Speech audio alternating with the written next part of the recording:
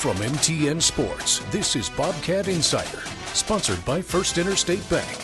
An historic 12-0 regular season is in the books. The Bobcats are your outright undefeated Big Sky champions, and now they have put Thanksgiving in the rearview mirror as they set up for the playoffs as the #1 overall seed. I'm Keaton Galoglu alongside Grace Lawrence. We've got Adam Jones in studio in just a bit. Brent Vigen will join us as well. And first of all, let's just get to some of the injury stuff. Scott Trey Humphrey sounds like he's good to go. Brody Grebe should be good to go as well. Justice Perkins back as the backup center. And for Julius Davis, unavailable this week, but not season ending with his injury against the Montana Grizzlies as well. So that's what we've got there. And so it sounds like a pretty full complement of things. And of course, the Montana guys, full complement, ready to rock and roll. Well, the reason I love the Brawl of the Wild so much is because of the Montana natives. They somehow go to another level in games like that. You know, you saw Marcus Weir on the O-line absolutely dominating like he has all season. Rylan Ort, player of the game, 11 tackles. Just those Zach Cruz, Kenneth Iden, a really great game for the Montana guys. And of course, Adam Jones, who racked up 197 yards in this game, one of the greatest rushing performances in the Brawl of the Wild by a Bobcat ever. His 88-yard run, which didn't end up as a touchdown, was the longest rush by a Bobcat in the history of the Cat-Grizz rivalry. We're going to talk to Adam Jones about that and more in a bit, but first, a timeout, and then we talk with head coach Brent Vigen on the Bobcat Insider. Take coverage of the Cats with you. Download our app for your favorite mobile device today. Welcome back to Bobcat Insider, sponsored by First Interstate Bank. Back of the Bobcat Insider, Keaton Galoglu alongside head coach Brent Vigen as we talk about a win against Montana and the start of the playoffs. Although, Coach, I guess we have to call you Coach of the Year now. Congratulations, Big Sky Coach of the Year. Thank you. Yeah, good honor for our team, our coaching staff. You know, when you go 12-0 and win all your conference games, maybe comes with the territory, but we have an excellent crew. And especially sweeping, or almost sweeping, most of the top line awards at Tommy Malott, Brody Grebe, Adam Jones, the offensive, defensive, and freshman of the year. Did you tell them a special way or do anything special to kind of let them know about it? I didn't. I know we let them know shortly thereafter. I think they found out while we were practicing, or it happened while we were practicing. So, I think this team is so much about team. And we have terrific individuals. And generally speaking, when you have a championship level team, there are guys that are going to be honored in such a way. So.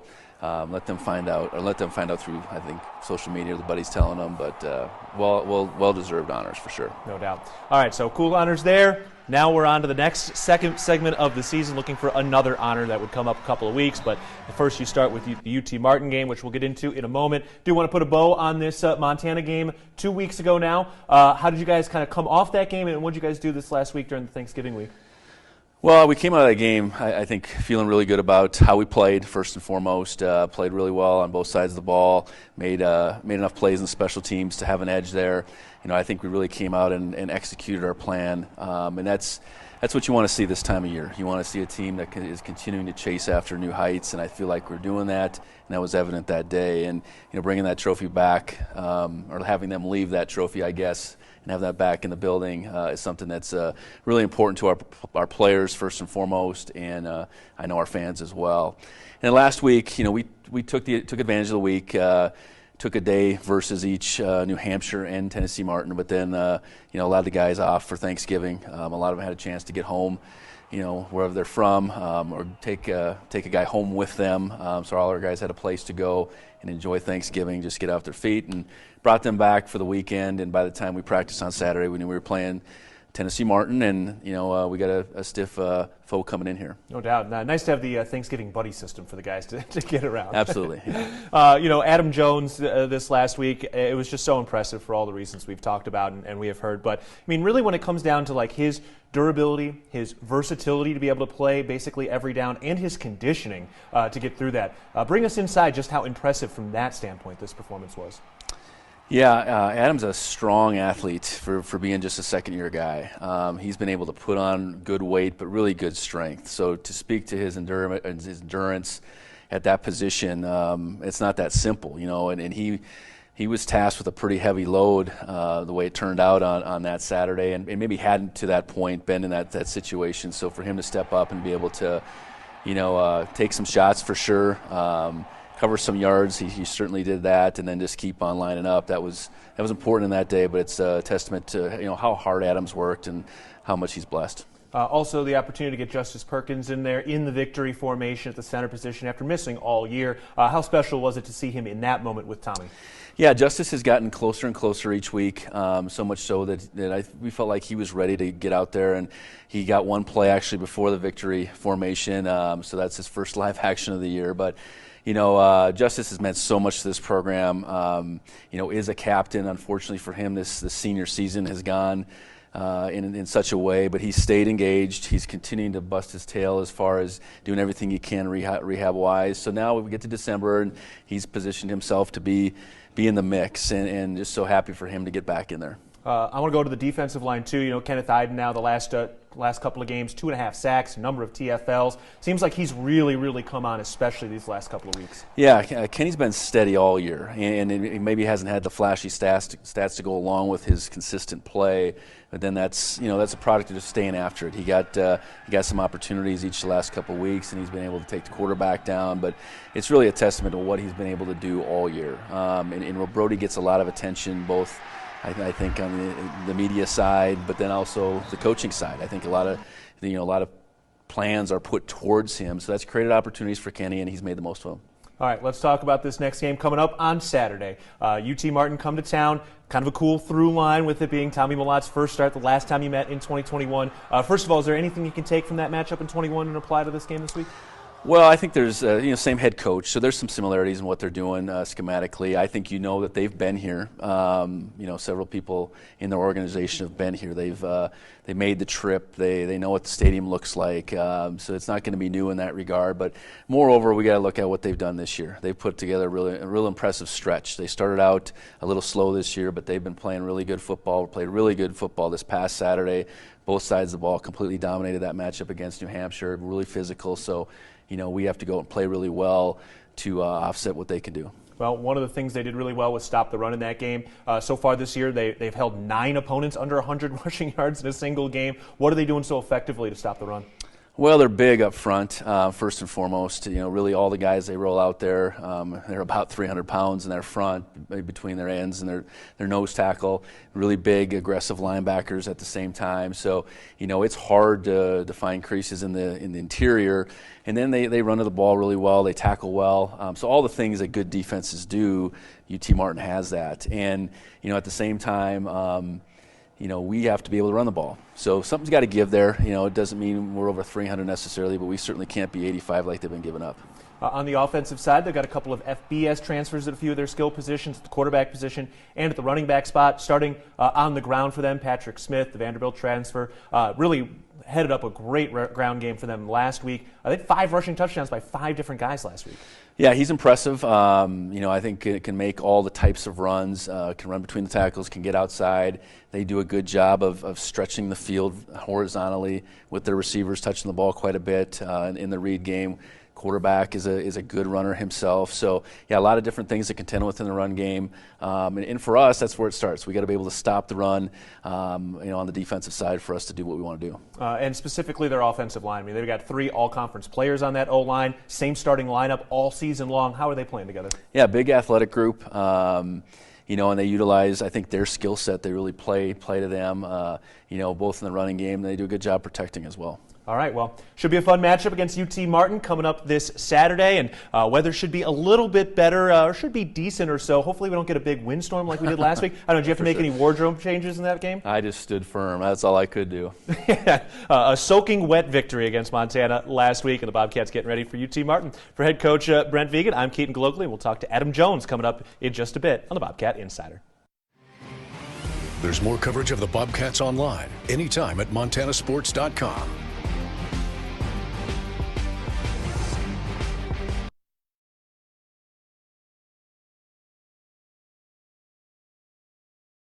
Welcome back to Bobcat Insider, sponsored by First Interstate Bank. Back on the Bobcat Insider, Keaton Glockley alongside Grace Lawrence before we talk with Adam Jones. But We're getting ready for the second round of the FCS playoffs. UT Martin is coming through town at Bobcat Stadium for the 1 o'clock kick, and then men's basketball hosts the Summit League favorite Kansas City at 7 p.m. So we can all just walk across the parking lot. Going to be a great day, and one of the great reasons it's going to be a great day is because of the storylines between UT Martin and Tommy Malotte's beginning.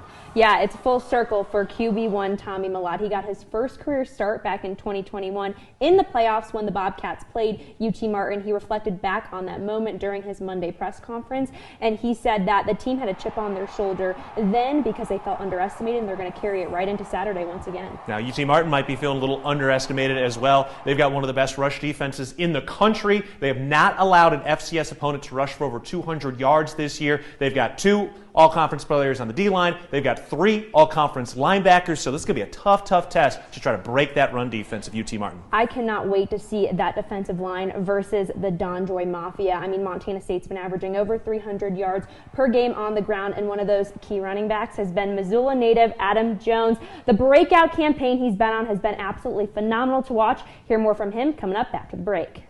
Get social with Bobcat fans and follow MTN Sports on Facebook, Twitter, and Instagram.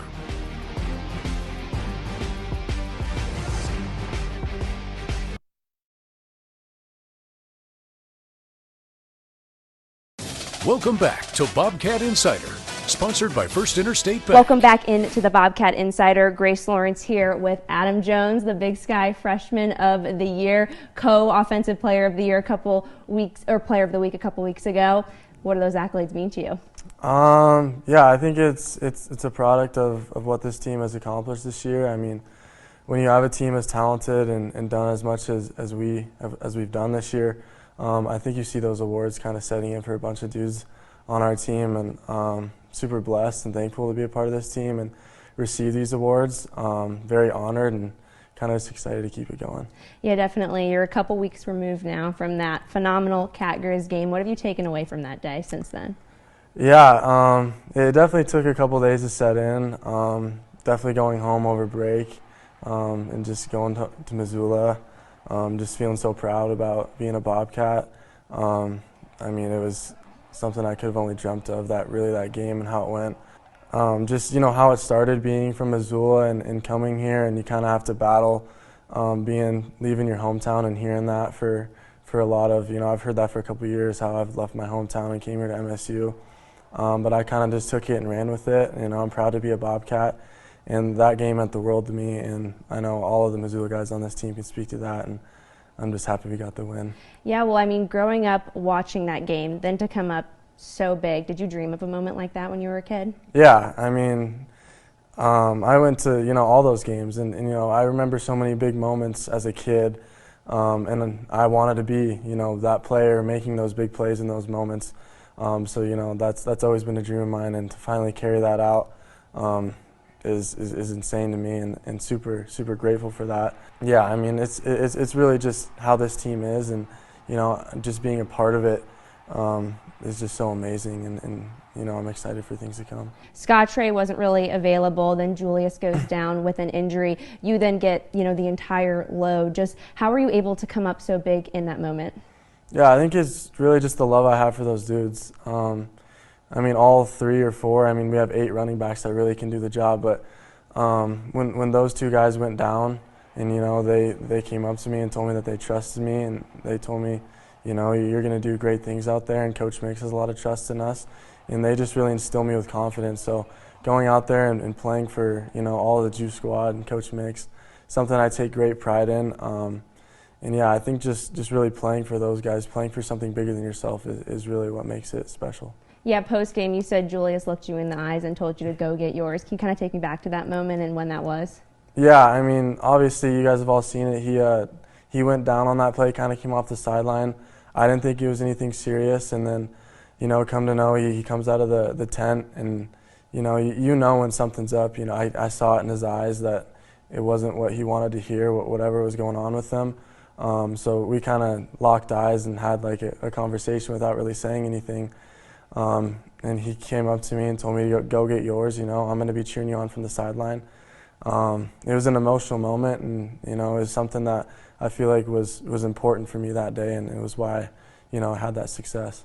Yeah, you mentioned Coach Mix. Whenever I talk to any of you guys in that running back room, he's the first person you guys give the credit to. You guys love him as a coach. What makes him so special and so good at coaching you guys?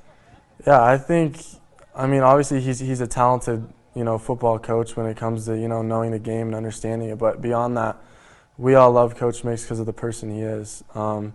Anybody who knows Coach Mix, they love him.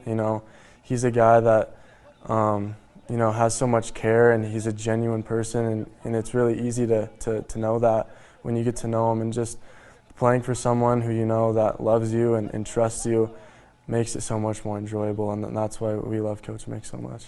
Yeah, working in tandem with Donjoy Mafia, which is the offensive line, when you're lined up behind them and you just see kind of the holes that they can create, what's that like? Why are they so good at allowing you guys to have such great gains? Yeah, you guys see it. When our O-line, gets those big creases, us running backs, we're not getting touched. And we know as running backs it's not always going to be like that. And we're really fortunate to be at Montana State. But in my mind, I know there's going to be 2 or 3, maybe more plays in the game where the O-line's going to make those holes, and there's going to be creases for us to hit. So I have so much trust in them, and I know they have trust in us that we're going to see it. So just patient until it's there, and then when it's there, you got to take advantage of it. Yeah, you mentioned looking up to Tommy Malott so much this season. Just what has he meant to you? He's a Walter Payton finalist now. What does he mean to this team? Yeah, he means everything to myself and this team. I have so much respect for the person he is. I look up to him and what he's done for, Montana and the whole state of Montana, being an in-state guy and, taking this program to the next level and really changing the culture of Montana State is something that I look up to, and it's something I want to carry on, whenever he leaves. So really just every chance I get to, learn from him, and I'm really grateful to be able to play with him this year. But yeah, he's an amazing person, amazing athlete. He's really gifted. And I'm so happy for everything that's came his way. Yeah, atop of Tommy, you've mentioned Rylan and Marcus as seniors you've looked up to. What is this final run for them? What does that mean to you in playing for them? As you mentioned, it's win or go home. Yeah, it really means everything to me.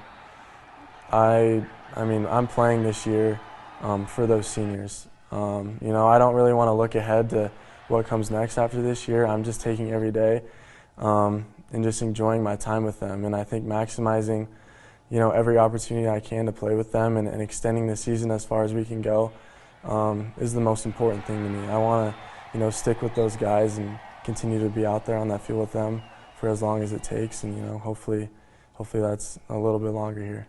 Yeah, you mentioned to me when I sat down with you earlier this season about kind of waiting your turn, keeping your head down. Do you have some credibility now in the locker room, even though you're a younger guy?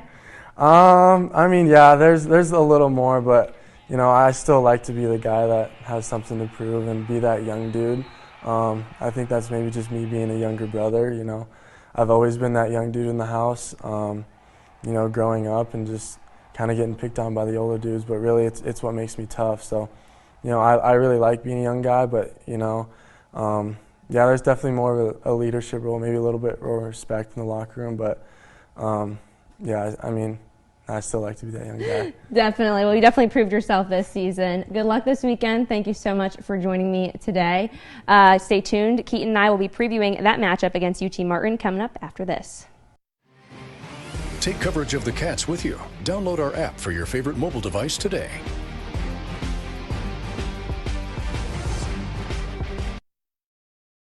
Welcome back to Bobcat Insider, sponsored by First Interstate Bank. Welcome back into the Bobcat Insider. Grace Lawrence joined alongside here by Keaton Galogly, and we've made it. It's the second round of the FCS playoffs. These Bobcats have been waiting 2 weeks to get after it. They'll be able to against UT Martin.